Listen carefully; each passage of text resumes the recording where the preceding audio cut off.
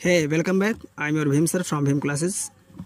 मेरे प्यारे दोस्त, आप देख पा रहे होंगे कि मैंने आपको स्टार्ट किया है सिलेबस। आपका यूपी बोर्ड क्लास 10th की इंग्लिश सिलेबस मैंने स्टार्ट किया है।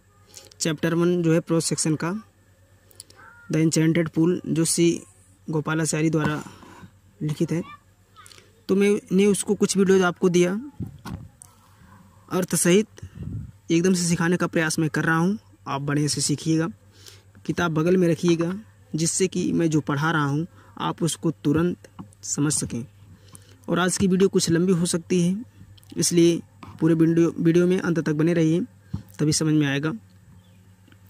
तो समय को बर्बाद ना करते हुए अपने टॉपिक पर आते हैं। तो चलिए स्टार्ट करते हैं। कल कुछ क्वेश्चन हुआ था, यक्ष द्वारा पूछा गया था युधिष्ठिर से, आज उसके आगे होगा। जैसे क्वेश्चन मतलब लेते हैं, स्टार्ट करते हैं। पैसेज क्वेश्चन है, यक्ष पूछ रहा है what be friends a traveller. What be friends a traveller, यात्री का मित्र कौन होता है? यात्री का मित्र कौन होता है? युधिष्ठिर ने आंसर दिया लर्निंग, शिक्षा। यात्री का मित्र शिक्षा होता है।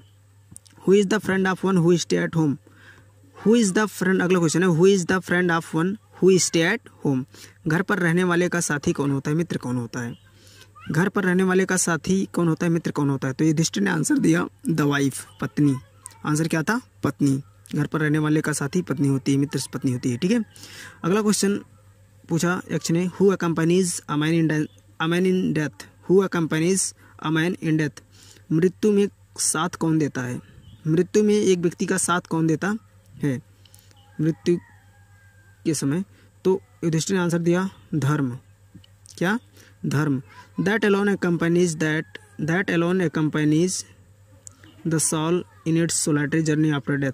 मतलब कि धर्म जो है आदमी की मृत्यु के बाद आगे की यात्रा में केवल धर्म ही उसके आत्मा के साथ उसका साथ देता है। ठीक है।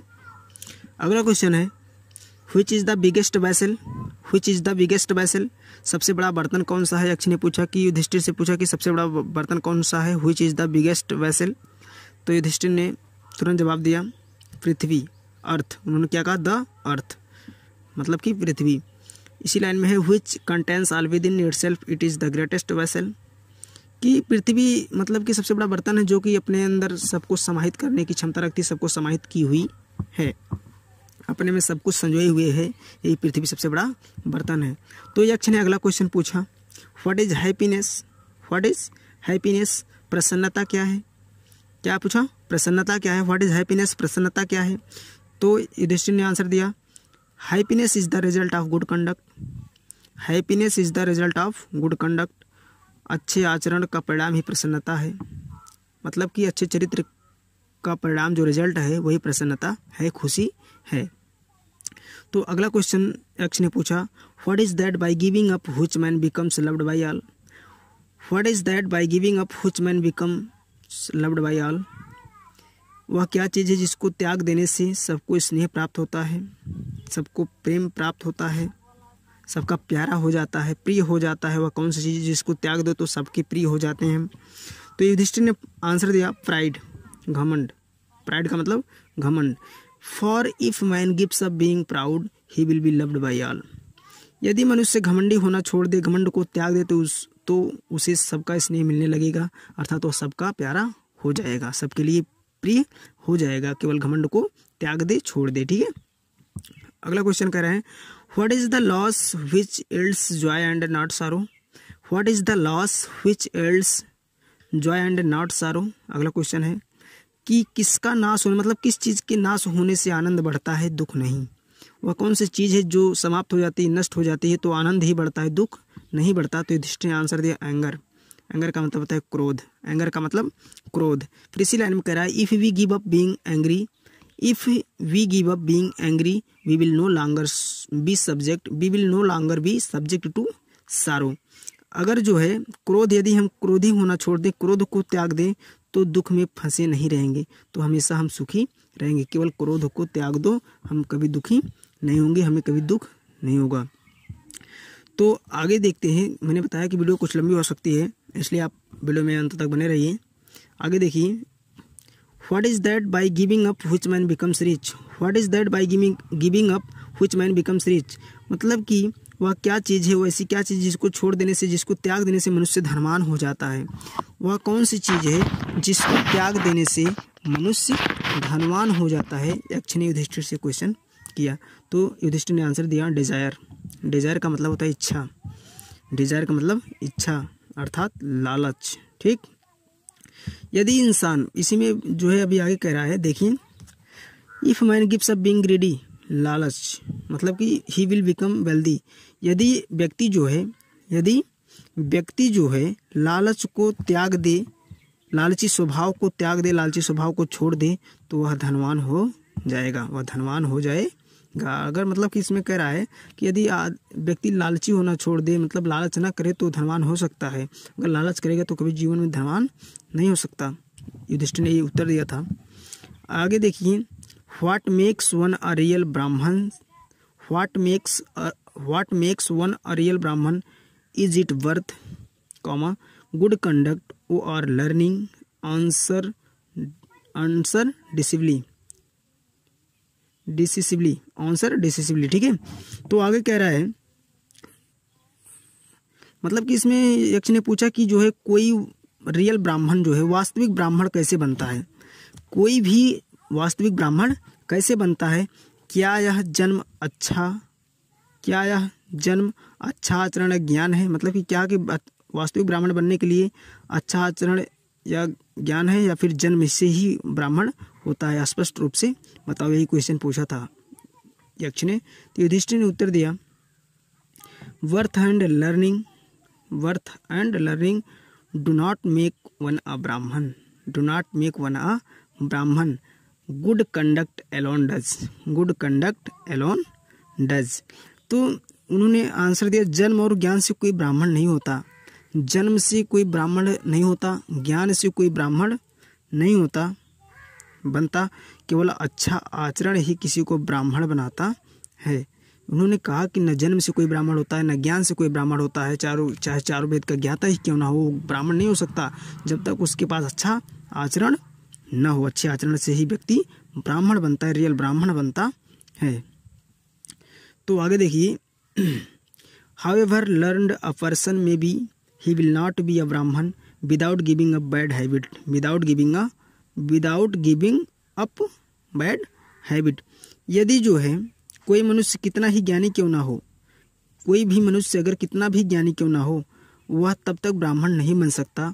मतलब कि कोई भी कितना ज्ञान ग्रहण कर ले, चारों वेद को ग्रहण कर ले, तभी वो ज्ञानी नहीं हो सकता, ब्राह्मण नहीं बन सकता, जब तक कि वह दुर्गुणों को ना छोड़ दे, जब तक कि वह दुर्गुणों को, मतलब कि अच्छे काम को ना करने वाला, व्यर्थ काम को ना छोड़ दे, तब तक वह ब्राह्मण नहीं बन सकता है, चाहे कितना भी बड़ा ज्ञानी, चाहे कितना बड़ा जो है वो वेदों का ज्ञाता ही क्यों ना हो। ठीक है, आगे देखिए, आगे देखते हैं। फिर इसमें है, even though he may be learned in the 4 Vedas, a man of bad conduct falls to a lower class. यदि कोई मनुष्य चारों वेदों का ज्ञाता है लेकिन दुर्गुणी है तो वह निम्न जाति में गिना जाएगा। यदि कोई व्यक्ति चारों वेदों का ज्ञाता है, चारों वेदों को ज्ञान है, लेकिन उसके पास अच्छे गुण नहीं है, दुर्गुणी है, तो वह निम्न जाति में ही गिना जाएगा, उच्च जाति में नहीं गिना जाएगा। ठीक है, आगे देखिए, अगला क्वेश्चन था, इसमें क्वेश्चन है, सब क्वेश्चन ही थे जो यक्ष ने पूछा था, सब क्वेश्चन ही है। What is the greatest wonder in the world, what is the greatest wonder in the world, मतलब कि संसार का सबसे बड़ा आश्चर्य क्या है। क्वेश्चन किया उसने, संसार का सबसे बड़ा आश्चर्य क्या है। तो युधिष्ठिर ने आंसर दिया, everyday man see creatures depart to Yama's kingdom, comma लगाए, and at those who remains want to live forever. फिर पूरी लाइन पढ़ दे रहा हूँ, ठीक है, इकट्ठे बता दे रहा हूँ। This truly is the greatest wonder, Yudhishthira ने उत्तर दिया, प्रतिदिन मनुष्य प्राणियों को यमलोक जाते हुए देखते हैं, प्रतिदिन मनुष्य सब कुछ देखते हैं, मृत्यु हो जाती है तो यमलोक ही जाते, मतलब सब व्यक्ति देख रहे हैं, मनुष्य देख रहा है कि बहुत सारे जीव जो है निर्जीव हो जाते हैं, तो उसी को कह रहा है, प्रतिदिन मनुष्य प्राणियों को हम लोग जाते हुए देखते हैं, तब भी जो जीवित हैं वे अनंत काल तक जीवित रहने की लालसा रखते हैं। आदमी देख रहा है कि जो है सब जो है हम लोग जाते हैं, लेकिन वो अपने जीवन में हमेशा मतलब कि लाइफ टाइम अर्थात कि अनंत काल तक जीवित रखने की लालच रखते हैं।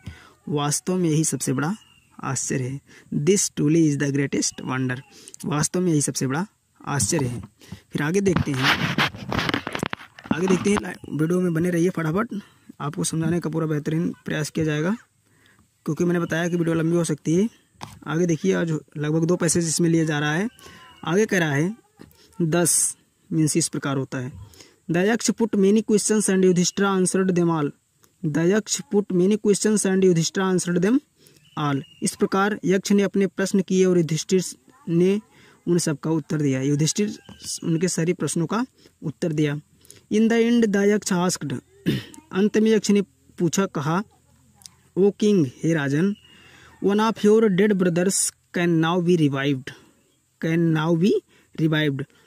हे राजन, तुम्हारे मृत भाइयों में से एक को पुनर्जीवित किया जा सकता है। उन्होंने क्या कहा, तुम्हारे इन सभी भाइयों में से एक भाई को पुनर्जीवित किया जा सकता है। Why do you want to come back to life. तुम किसको जीवित देखना चाहते हो। Who do you want to come back to life. तुम किसको जीवित देखना चाहते हो। आगे कह रहा है, it look Yudhishthira moment to think and then he wished that the cloud complexioned, lotus-eyed, broad-chested and long-armed Nakula, lying like a fallen ebony tree, might arise। Yudhishthira ने क्या कहा। युधिष्ठिर ने एक पल के लिए सोचा, थोड़ी देर सोचने में बिताया और फिर इच्छा प्रकट की कि मेघवर्ण, कमल नयन, चौड़े सीने व लंबी भुजाओं के स्वामी नकुल को जीवित कर दिया जाए। लाइंग लाइक अ fallen ebony tree might arise. जो क्या करे, जो गिरे हुए तेंदू के वृक्ष के समान पड़ा है। इबोनी ट्री होता है कि तेंदू का पेड़ होता है, उसी के समान जो पड़ा हो उसी को जीवित कर दीजिए। नकुल को उन्होंने चुना। तो फिर देखिए आगे क्या होता है। The Yaksha was pleased at this and asked Yudhishthira. ऐसा सुनकर यक्ष प्रसन्न हुआ, बहुत खुश हुआ और युधिष्ठिर से पूछा, क्या पूछा, why did 16,000 elephants why did you choose Nakula in preference to him who has the strength of 16,000 elephants। उन्होंने क्या कहा कि तुमने भीम के स्थान पर नकुल को ही क्यों जीवित करना चाहा, जिसमें 16,000 हाथियों का बल है। उसने कहा कि तुमने नकुल को क्यों चूज किया, नकुल को क्यों चुना जीवित देखने के लिए, भीम को क्यों नहीं चुना जिनमें 16,000 हाथी का बल है। आकर एंड व्हाई नॉट अर्जुना, और अर्जुन को क्यों नहीं चुना, whose strength in arms in your protection. और जो है मैंने सुना कि तुमको भीम ही सर्वाधिक पसंद है, और अर्जुन को क्यों नहीं चुना जिसके साथ मतलब जिसके शस्त्र तुम्हारे रक्षा कवच है। मतलब कि अर्जुन का शस्त्र जो था युधिष्ठिर की रक्षा कवच है, पांडवों का रक्षा कवच था। उन्होंने पूछा अर्जुन को आपने क्यों नहीं चुना। Tell me why you choose Nakula rather than either of this two. उन्होंने कहा कि मुझे बताओ, टेल मी मुझे बताओ, व्हाई माने क्यों, यू चूज आपने चूज किया नकुल को, rather than either of this two मतलब कि आप इन दोनों के स्थान पर तुमने नकुल को ही क्यों चुना। आप इन दोनों के स्थान पर, अर्जुन और भीम के स्थान पर नकुल को ही आपने क्यों चुना। बस इसी पर समाप्त करते हैं। वीडियो थोड़ा लंबी हो गई है, एक पार्ट और शायद बचेगा, तो कल की वीडियो में आपको पूरा लेसन समाप्त कर दिया जाएगा। उसके बाद ग्रामर की क्लास आपको मिलेगी। मेरे प्यारे दोस्त, अगर वीडियो अच्छी लगे तो लाइक ज़रूर कीजिएगा। चैनल को सब्सक्राइब नहीं किया तो सब्सक्राइब करके रख लीजिए। इससे बेहतरीन वीडियो आपको मिलती रहेगी, आपको डेली वीडियो मिलती रहेगी। आप बेहतरीन तरीके से पढ़ने का प्रयास कीजिए। फिर मिलते हैं नेक्स्ट वीडियो में। Thank you very much.